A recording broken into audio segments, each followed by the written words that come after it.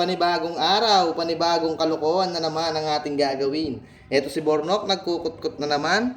Pinasok ng matino ng ating customer ang kanyang makina, ilalabas ng sira.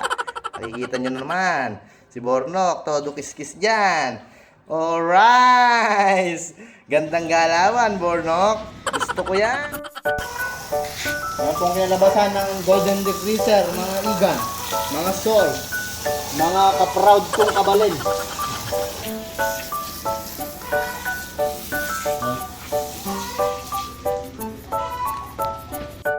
Tol, para saan yung ginagawa mo? Paganda sa paglalabas sa mga China Coast Guard na yan. Hindi na sila naawa dun sa namamangka.